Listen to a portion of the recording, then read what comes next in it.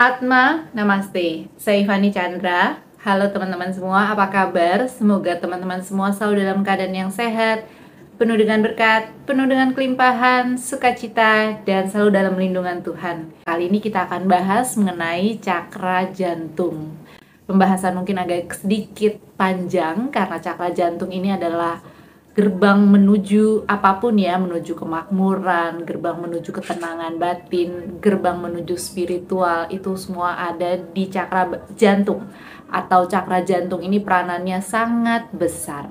Kita langsung saja mulai, apa saja sih sebenarnya fungsi dari cakra jantung, di mana cakra jantung ini sudah sangat termasuk cakra yang paling sering dibicarakan juga ya teman-teman.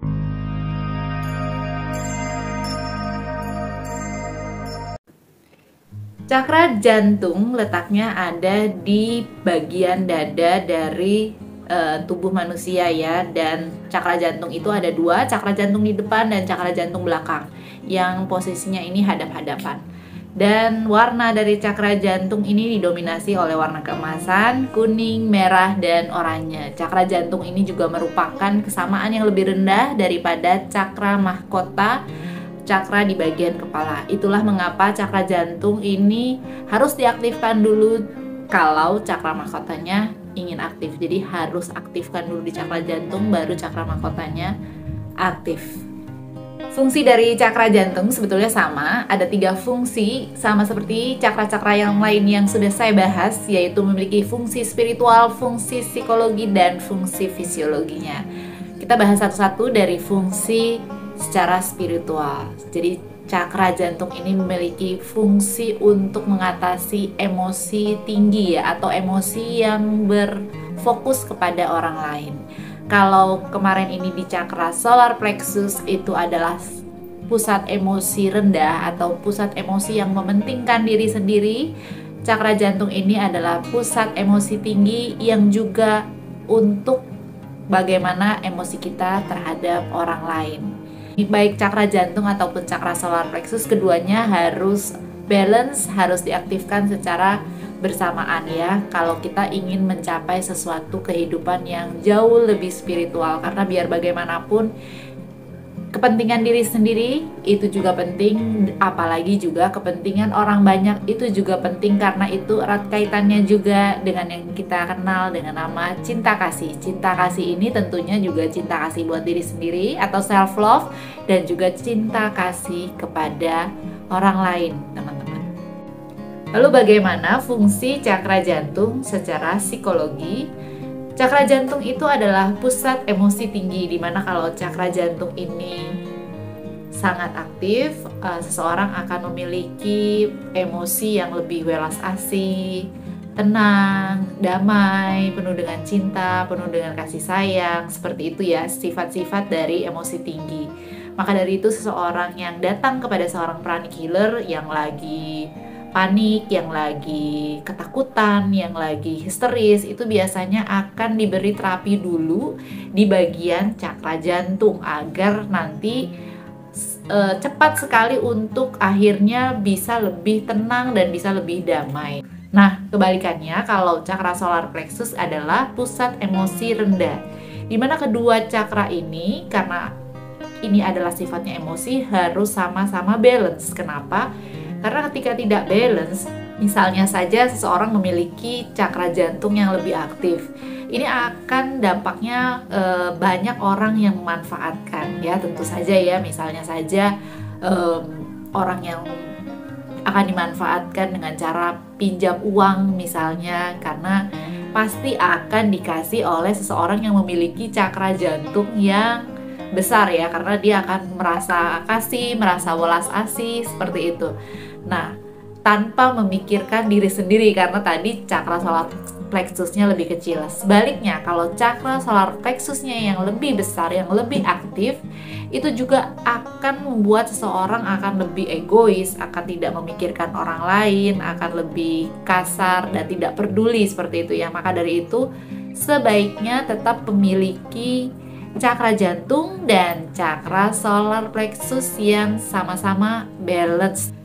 Lalu bagaimana cara untuk mengaktifkan cakra jantung? Cakra jantung ini paling mudah diaktifkan dengan melakukan meditasi Twin Heart atau meditasi jantung kembar. Saya sudah pernah menjelaskan sebelumnya, nanti saya bisa cantumkan kembali linknya. Di situ bisa kita dengarkan kembali bahwa meditasi jantung kembar ini jelas dapat mengaktifkan cakra jantung. Pengembangan cakra jantung itu sangat dibutuhkan, apalagi di dunia saat ini ya, yang sudah sangat berkembang, teknologinya juga sangat berkembang, di mana di situ berarti manusia zaman sekarang punya cakra tenggorokan yang besar karena kreativitas sekarang tambah maju ya. Tetapi kalau tidak dibarengi dengan pengembangan dan pengaktifan cakra jantung, ini akan sangat berbahaya. Dan perdamaian dunia tentu saja tidak akan tercapai. Maka dari itu, kalau kita sudah mulai sadar dengan spiritual, dengan psikologi, baik sekali bagi kita untuk juga mengembangkan cakra jantung, mengaktifkan cakra jantung supaya hidup penuh dengan welas asih, dan dengan begitu maka semuanya akan menjadi seimbang. Fungsi cakra jantung secara fisiologis yaitu bagaimana fungsinya terhadap organ-organ fisik dari tubuh manusia ya, karena ini namanya juga cakra jantung, yang pasti adalah mempengaruhi organ fisik jantung tentunya. Jantung dan organ-organ fisik di sekitarnya, yaitu apa saja sih ya, kelenjar timus, juga misalnya paru-paru itu yang ada di sekitar dada ya, juga jantung itu sendiri yang mana mengendalikan peredaran darah dan pembawaan oksigen tentunya dari paru-paru. Jadi memang cakra jantung ini juga penyakit-penyakitnya yang akan terjadi kalau misalnya cakra jantung mengalami gangguan, yaitu misalnya alergi gitu ya, penyakit-penyakit darah, juga ada juga batuk atau asma, karena kan paru-paru ya itu juga sangat dipengaruhi oleh terganggunya cakra jantung, teman-teman. Teman-teman, itulah 3 fungsi spiritual, fungsi psikologis, dan fungsi fisiologis dari cakra jantung.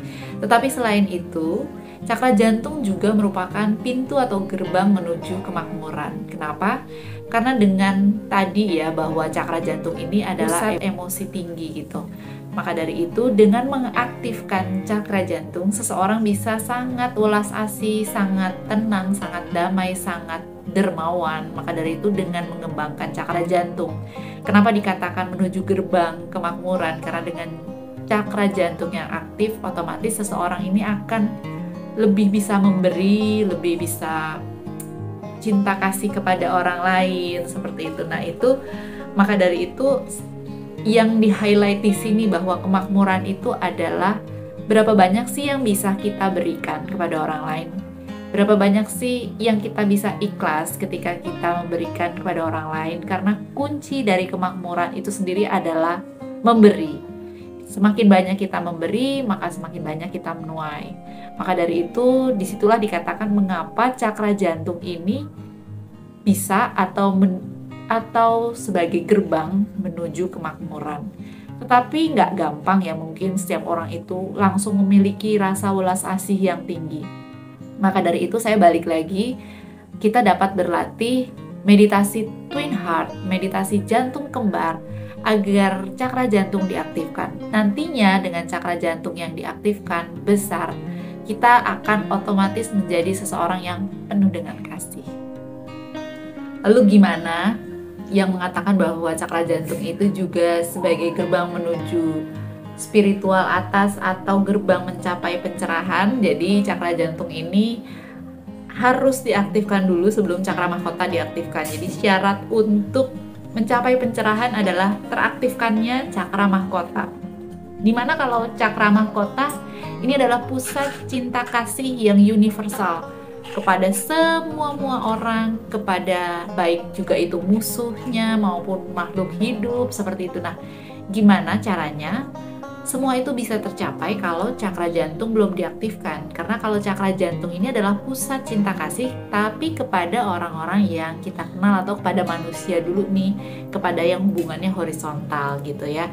Setelah cakra jantung ini diaktifkan, baru kemudian cakra mahkota dapat diaktifkan. Cakra mahkota itu sudah sangat, cintanya udah sangat universal. Nah, nanti kalau keduanya sudah teraktifkan, kita akan mencapai yang namanya pencerahan atau tingkat spiritual yang jauh lebih tinggi lagi, teman-teman. Maka dari itu, meditasi Twin Heart atau meditasi jantung kembar ini sudah adalah meditasi yang dikemas dengan cukup simple oleh guru kami Grandmaster Choa Kok Sui untuk dapat dijalankan sehari-hari sehingga kita bisa mencapai ketenangan batin untuk diri sendiri, juga kita bisa mencapai pencerahan dan sekalian bisa mencapai untuk kemakmuran asalkan kita menjalankannya dengan sungguh-sungguh, teman-teman. Bicara mengenai meditasi Twin Heart, meditasi Twin Heart ini dapat membersihkan aura ya teman-teman. Dimana kalau kita melakukan meditasi Twin Heart secara rutin, kita akan menerima energi yang sangat besar, energi ilahi yang akan memflash ya, yang akan membersihkan satu persatu cakra yang kita lewati sampai ke bawah dari cakra mahkota, lalu menyentuh cakra ajna, tenggorokan, lalu cakra jantung dan seterusnya gitu ya. Ini lama-kelamaan akan membuat tubuh kita menjadi bersih dan bersinar dan memiliki vibes yang bagus dengan rutin melakukan meditasi Twin Heart. Selain itu, kalau teman-teman tahu energi Kundalini, teman-teman yang mengalami atau menjalani perjalanan spiritual tentunya mulai tahu bahwa kita penting sekali untuk meningkatkan energi Kundalini ya teman-teman. Energi Kundalini ini sendiri dapat diaktifkan dengan rutin melakukan meditasi Twin Heart secara perlahan-lahan. Meditasi Twin Heart merupakan meditasi yang sangat aman dan sangat sistematis dan sangat mudah menurut saya ya, yang diajarkan oleh guru kami Grandmaster Choa Kok Sui. Teman-teman dapat bergabung bersama kami dalam meditasi bersama dan teman-teman di Indonesia Prana Healing. Nanti saya akan berikan juga linknya teman-teman. Di situ kalau kita rutin melakukan meditasi Twin Heart ini kita dapat mengaktifkan cakra jantung, cakra mahkota, kita dapat menjadi orang yang jauh lebih baik lagi. Demikian teman-teman, 3 manfaat dari cakra jantung, yaitu manfaatnya secara spiritual, secara psikologi, dan secara fisiologi. Thank you teman-teman for watching. Thank you very much. I love you all. Atma Namaste.